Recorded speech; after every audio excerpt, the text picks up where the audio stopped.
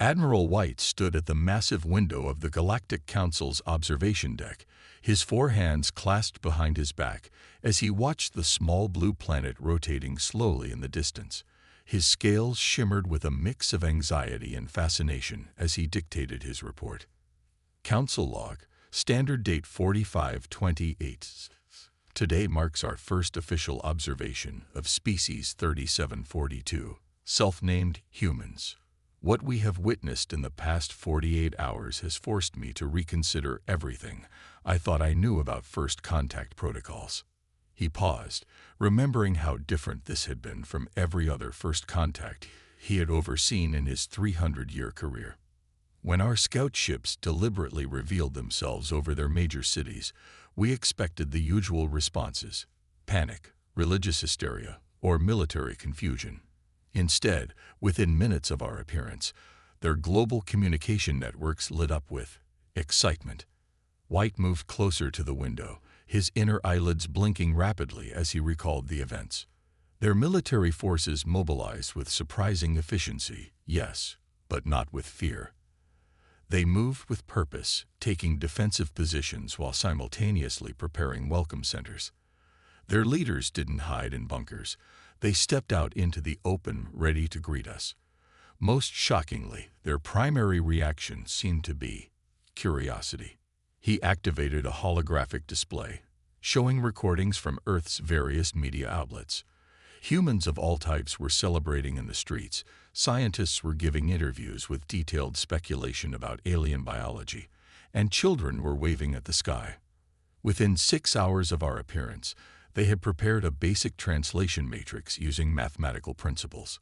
Within 12 hours, they had organized a global welcome committee, and within 24 hours, they had already begun adapting their technologies to be compatible with potential alien systems, without even seeing our technology first. White's scales shifted to a deeper blue as he remembered the meeting with the human representatives. Their first question wasn't about our intentions or our technology. Their first question was whether we needed any medical assistance or specific environmental conditions for comfort during meetings. They had already prepared multiple atmospheric chambers with different gas mixtures and gravity settings, just in case. He pulled up another hologram, this one showing human military movements around the globe. While their diplomats were welcoming us with open arms, their military was quietly but efficiently analyzing our every move. Our sensors detected them measuring our ship's energy outputs, studying our communication patterns, and even theorizing about our weapons capabilities. All of this without showing any hostile intent. They were just preparing, just in case. Admiral White's voice grew more serious as he continued. What truly unsettles me is not their military readiness or their technological adaptability. It's their complete lack of surprise at our existence. When asked, one of their military leaders, General Thompson, simply said, "We've been making plans for this since we started telling stories around campfires. We just didn't know which scenario we'd be using." He turned away from the window, his scales now a thoughtful shade of green. Most species take decades to adapt to the knowledge that they're not alone in the universe. Humans had already adapted through their imagination long before we arrived. They had considered every possibility, from peaceful contact to invasion, and had plans for each scenario. Walking to his desk, White picked up a data crystal containing Earth's entertainment media history. Their science fiction entertainment spans centuries. They've been rehearsing this moment in their minds for generations. They've imagined peaceful contacts and hostile invasions, beneficial trade and interstellar wars, alien allies and alien enemies. They were mentally prepared for anything. His final words carried a weight that would echo through the council chambers for years to come. In all my years of first contact experiences, I've never seen a species so perfectly balanced between peaceful welcome and military preparedness. They're reaching out with one hand in friendship while keeping the other hand ready for defense.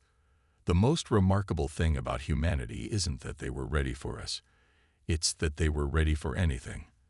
This species will either be our greatest allies or our worst nightmare. There will be no middle ground.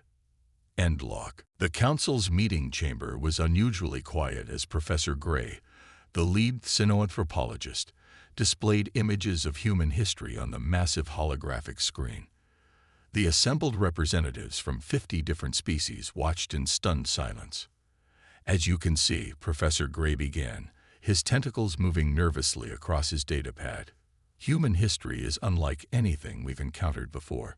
While most species evolve through cooperation and gradual advancement, humans evolve through constant conflict. He displayed a timeline of human wars, the holographic projection filling the chamber with red dots representing major conflicts. There were so many that they almost formed solid lines across the centuries. In just the past 100 years of their recorded history, they've had 2 wars they call world wars. Not regional conflicts, not limited battles, wars that engulfed their entire planet. And here's the most disturbing part. These wars drove their greatest technological advances. The professor switched to new images showing various human technologies. Their first computers, developed to break enemy codes. Their space program, born from weapons called missiles. Their medical breakthroughs, mostly from treating war injuries. Even their food preservation methods were perfected to feed armies. One of the council members, a peaceful being made of pure light, flickered in distress. But surely they've moved past this. Their current society seems peaceful enough. Professor Gray laughed nervously. That's what we thought at first. Then we discovered their entertainment. The screen filled with scenes from human movies, games, and sports. They spend their leisure time simulating conflict. Their most popular entertainment. Stories about wars, both real and imagined. Their games. Most simulate combat or competition. Even their children play at war with toy weapons. He pulled up data from human internet traffic. In their digital networks, we found millions of detailed discussions about how to fight various types of enemies, including enemies they haven't even met yet. They call it speculation and treat it as entertainment. But look at the detail. The screen showed forum discussions about theoretical warfare against various alien technologies. They've already thought of ways to defeat energy shields they hadn't seen, weapons they hadn't encountered, and tactical situations they'd never faced. And these aren't their military strategists. These are their everyday citizens doing this for fun.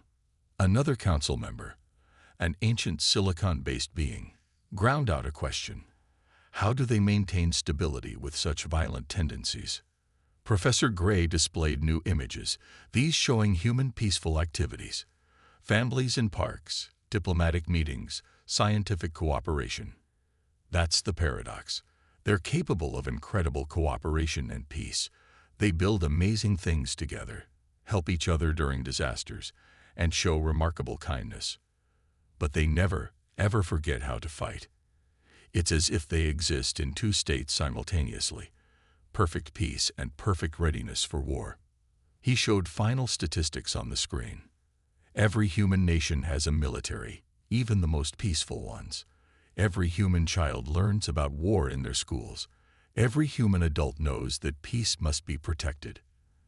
They have a saying, if you want peace, prepare for war.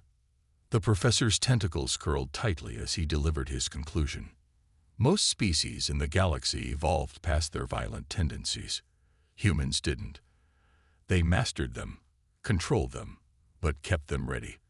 They're like a weapon in a sheath, peaceful until drawn, but always sharp. The chamber erupted in concerned murmuring. Admiral White, who had been quietly watching from the back, stepped forward. What's your recommendation, Professor? Professor Gray looked at his data one last time before responding. Treat them with respect. Show them peace and friendship. But never, ever make them feel threatened. Because while other species forgot how to wage war, humans have spent their entire history perfecting it. They don't just practice warfare, they revolutionize it with each generation. He switched off the holographic display, leaving the chamber in dim light. We're used to species that choose between peace and war. Humans, they chose both, and they're better at both than any species we've ever encountered. That makes them either the galaxy's greatest protectors or its worst nightmare. The choice, I suspect, will be ours. The emergency alert echoed through the Galactic Council's halls. Admiral White rushed to the command center, his scales shifting to a pale gray of concern. The massive display screen showed a battle unfolding near Earth's outer colony on Mars. "Report," he commanded, all four hands gripping his command station.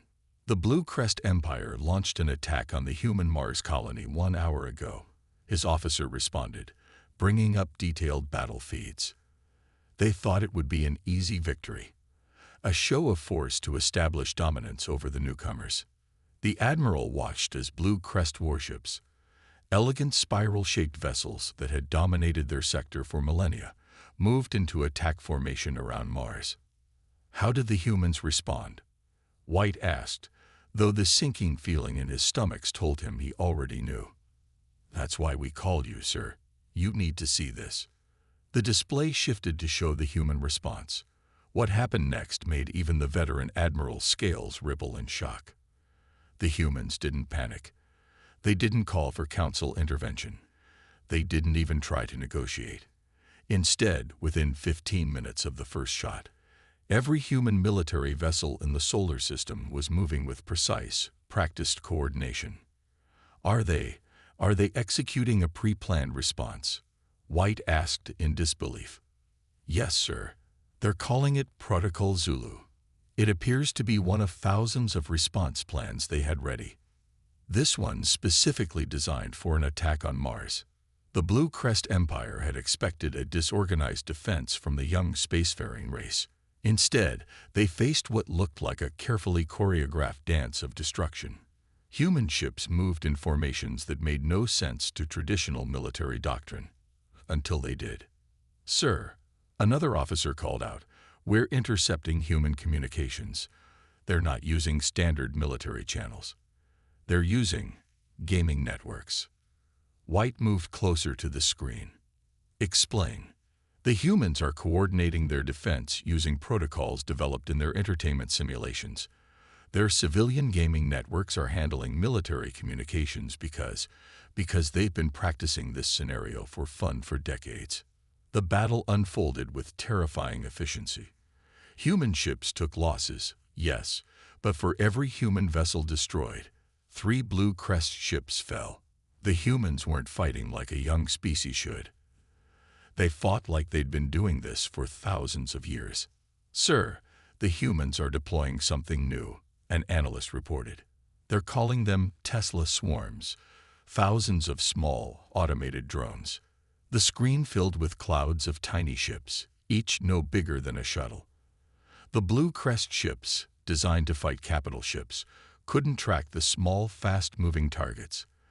Their elegant shields, perfected over millennia, meant nothing against enemies too small to care about barrier strength. How are they controlling so many units at once?" someone asked. "They're not," the analyst replied, voice trembling. "They turned their gaming AI over to drone control. The drones are being controlled by software designed to play games." Within 6 hours of the first attack, the battle was over. The Blue Crest Empire, which had survived for 10,000 years through careful diplomacy and calculated shows of force, had lost an entire battle fleet to a species that hadn't even reached their 2nd century of space travel. But it wasn't over. "Sir," the communications officer called out, "the humans are broadcasting on all frequencies. They're declaring war on the entire Blue Crest Empire." Admiral White felt his scales turn almost white. Their entire empire, but that's 50 star systems. The humans say that attacking their colony was an act of war, and they don't fight limited wars. They're quoting something. Pearl Harbor. They say they won't stop until the Blue Crest Empire surrenders unconditionally. 1 week later, the Blue Crest Empire ceased to exist. Their ships were destroyed or captured, their colonies pledged allegiance to Earth, and their emperor signed an unconditional surrender from an underground bunker on his homeworld. Admiral White added a personal note to his official report. "Let this be a lesson to the galaxy. Humans don't just fight wars, They end them, completely and permanently. May we never forget the cost of underestimating them. The Galactic Council's analysis chamber was filled with the top minds from 30 different species. They had gathered for one purpose: to understand how humans could shift so completely between peace and war. Professor Green, the Council's lead behavioral analyst, stood before the gathered experts, his crystalline form reflecting the room's light as he presented his findings. "Look at these two images," he said, gesturing to the holoscreen. They were taken just 24 hours apart. The first image showed human diplomats sharing meals with Blue Crest representatives, laughing and exchanging cultural stories. The second showed those same humans commanding warships that were reducing Blue Crest defense stations to atoms. No other known species can switch between these states so completely. Green continued, "We've spent months studying this phenomenon, and what we've discovered is troubling." He displayed brain scans from various species. Most galactic citizens exist on a spectrum between peaceful and aggressive behaviors. Their responses gradually escalate based on threat levels. But humans, he pulled up a human brain scan. They operate in binary. They're either completely at peace or totally committed to victory. There is no middle ground. An insectoid scientist raised a limb. Perhaps they're simply hiding their aggressive nature. Green shook his head, his crystalline structure chiming softly. "That's what we thought at first. But look at this." He showed footage from after the Blue Crest surrender.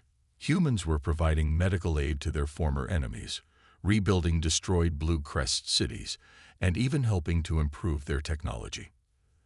The same humans who showed no mercy in battle are now helping their defeated enemies recover. They call it reconstruction. They don't just defeat their enemies. They transform them into allies. The room erupted in confused murmuring. A gaseous being floated forward. How can they justify such extreme shifts in behavior? They compartmentalize. Green explained. In their minds, war and peace are completely separate states of existence. When they're at peace, they're capable of incredible kindness. When they're at war, they're capable of absolute commitment to victory. And they can switch between these states with terrifying speed. He displayed more data, this time showing human diplomatic records. Look at their peace treaties. They're either offering complete friendship or demanding unconditional surrender. They either forgive everything or forget nothing. Their diplomatic corps is equally skilled at writing trade agreements and delivering ultimatums. A Silicon-based elder spoke up. "Surely this makes them unstable." "Quite the opposite," Green replied. "Their ability to completely separate peace from war makes them more stable than most species. They don't let the possibility of war poison their peaceful interactions, and they don't let peaceful intentions hinder their military efficiency." He showed clips of human children playing. Even their young display this duality. They can play at war games, then immediately switch to cooperative activities. They learn to separate reality from simulation, peace from conflict, friendship from competition, all while maintaining the ability to switch between these states instantly. The presentation shifted to show human emergency responses. Most fascinating is how they apply this duality to crisis management. When facing natural disasters, disease outbreaks, or technological failures, they deploy the same total commitment they show in war, but directed toward saving lives. Green's crystalline form pulsed with intense light as he reached his conclusion. "We've been wrong about humans. We thought their warrior nature was their most dangerous trait. But it's not.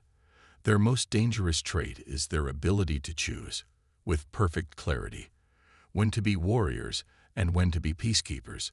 They can be your most dedicated allies or your worst enemies, and they can switch between these roles in a heartbeat." He displayed one final image: a human family having dinner next to a window showing a military parade. Most species fear humans because they think humans are inherently violent. The truth is far more complex. We should fear them because they've mastered something no other species has: the ability to be whatever they need to be, exactly when they need to be it. The chamber fell silent as the implications sank in. Finally, Admiral White spoke from the back of the room. then we better make sure they always need to be our friends. The Galactic Council's grand chamber had never been so quiet. Even the usually chatty atmospheric beings had stopped their constant whispers. All attention was focused on Dr. Miller, a human xenobiologist who had been invited to present her research on alien biology. Instead, she was showing them something entirely different.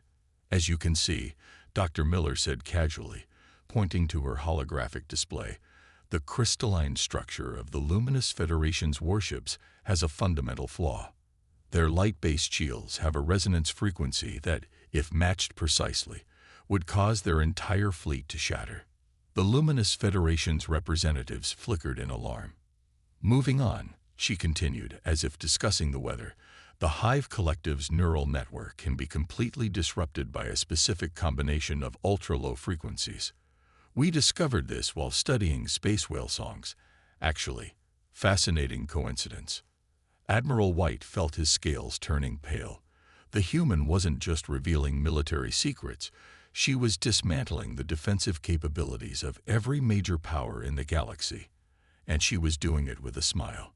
The gas cloud empire's containment fields. Dr. Miller clicked to the next slide. Vulnerable to a simple chemical compound we use in fire extinguishers. And the Silicon Confederation's quantum processors.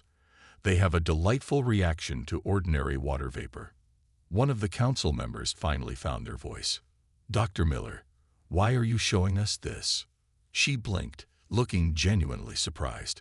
Oh, this is just my hobby research. I got curious about how different species technologies might interact with various natural phenomena. Did you know that Earth's common honeybees could theoretically navigate through any known cloaking field? The chamber erupted in confused and frightened murmuring. Admiral White stepped forward.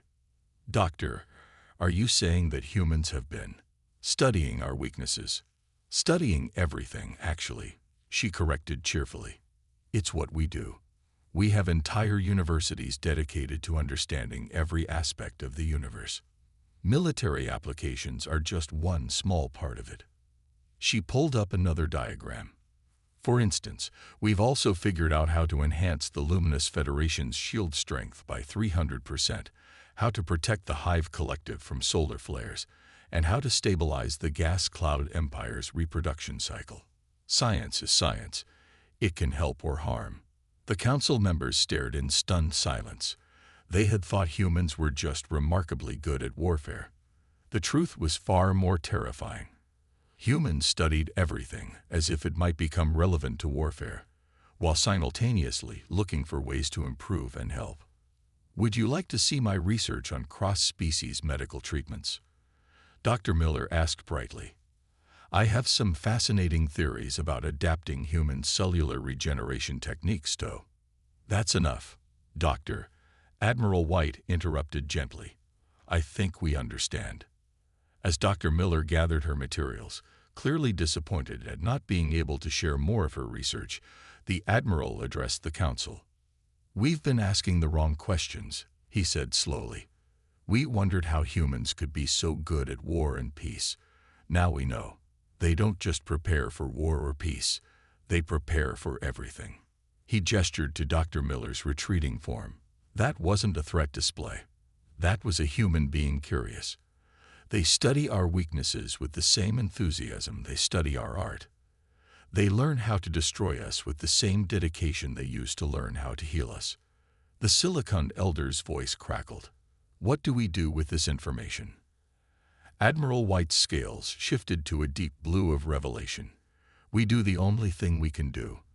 We make sure humans remain curious about helping us rather than defeating us, because they'll figure out how to do either one. It's just in their nature to learn everything they can.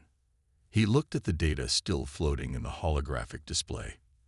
And may the Great Void help anyone who makes them want to use all that knowledge for war instead of peace. The Galactic Council's secret assessment chamber was filled with holographic displays showing hundreds of simultaneous scenarios.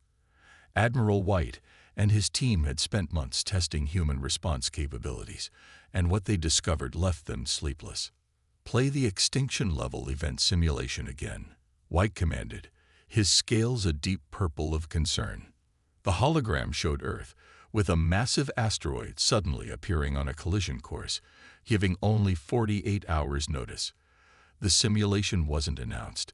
It was secretly inserted into Earth's detection systems to test their response.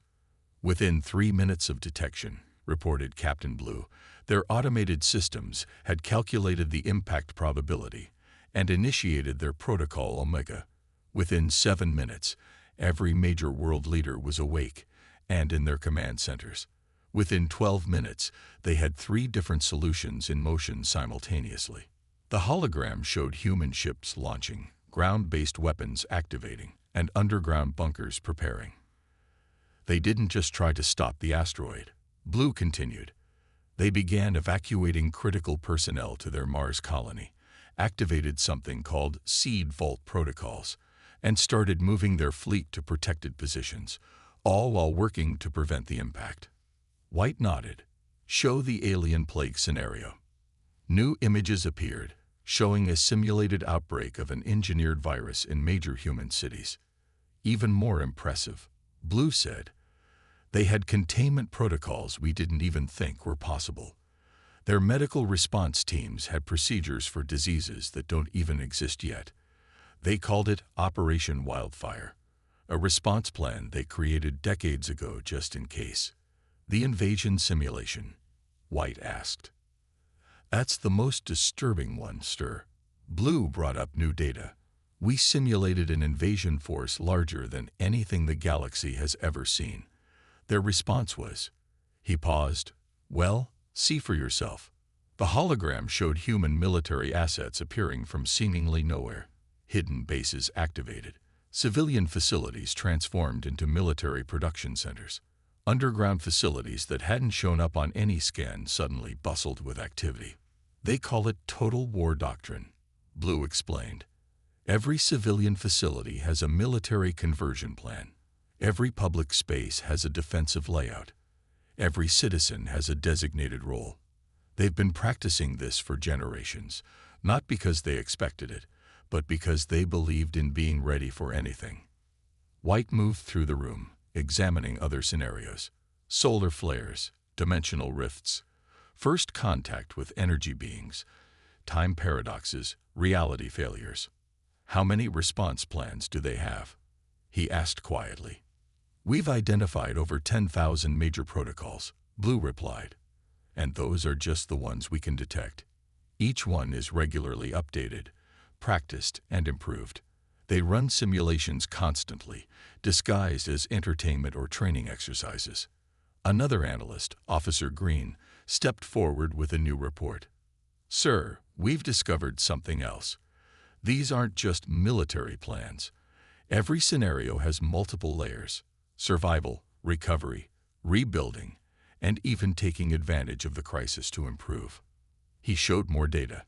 In the asteroid scenario, they had plans to use the deflection technology to establish new mining operations.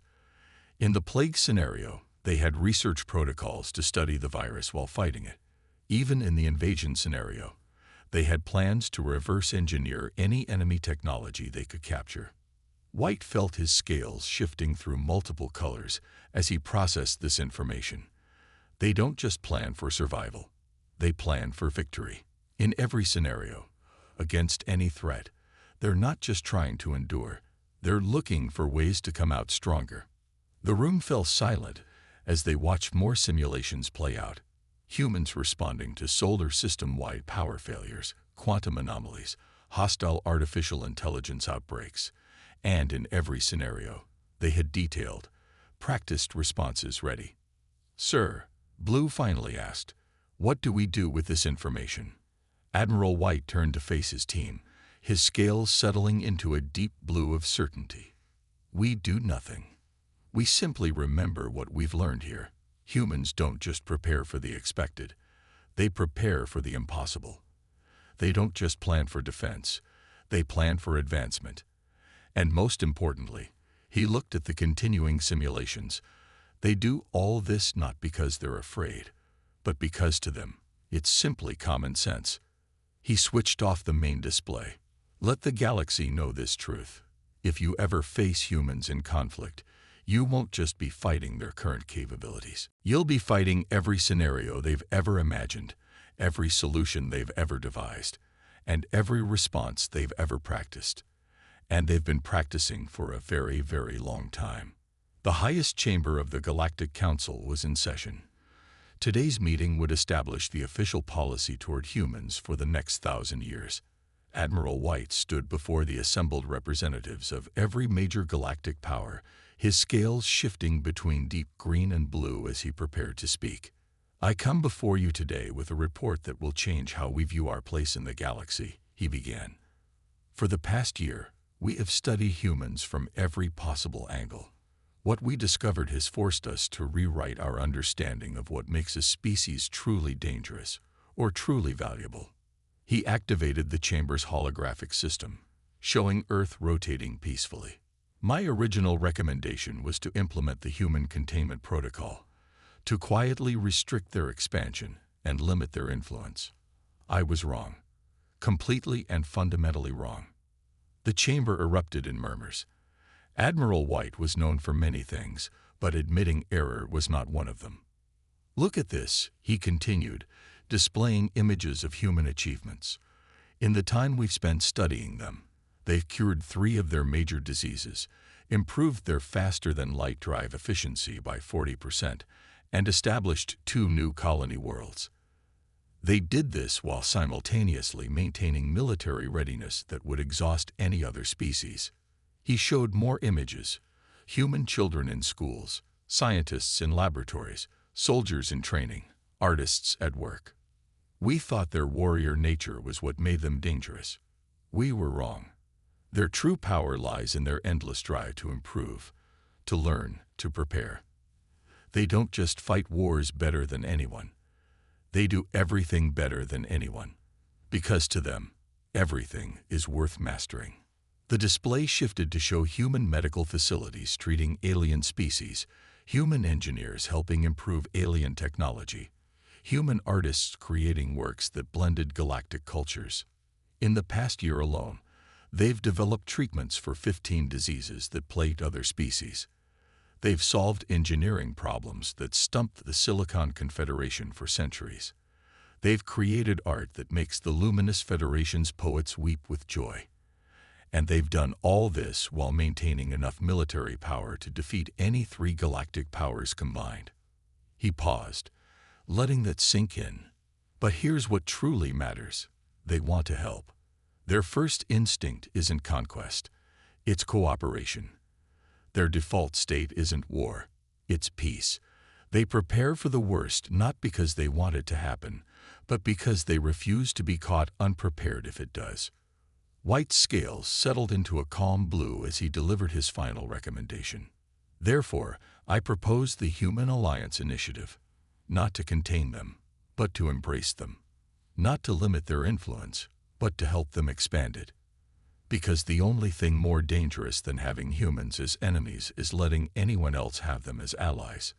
He displayed his final statistics.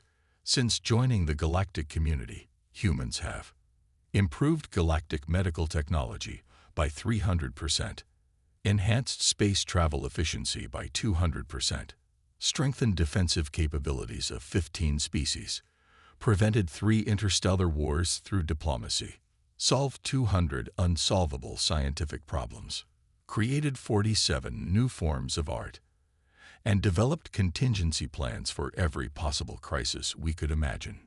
The chamber was silent now, every being present understanding the magnitude of the decision before them. "The choice is simple," White concluded. "We can try to contain a force of nature, or we can help guide it. We can fear their potential for destruction, or we can embrace their even greater potential for creation. We can treat them as a threat, or we can recognize them for what they truly are, the best chance our galaxy has for reaching its full potential." He looked around the chamber, meeting the eyes, optical sensors, and sensory organs of each representative. "Let this be my final official report on humanity. They are not to be feared because they are strong. They are not to be feared because they are smart. They are to be respected because they are both, and more importantly, because they choose to use these gifts to help rather than harm.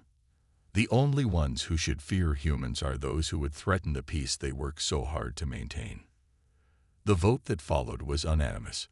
The Human Alliance Initiative passed without a single objection, and in the centuries that followed, no one ever dared to fight the humans. Not because they couldn't win, but because they'd be fighting an ally who had already helped make them better than they ever thought they could be.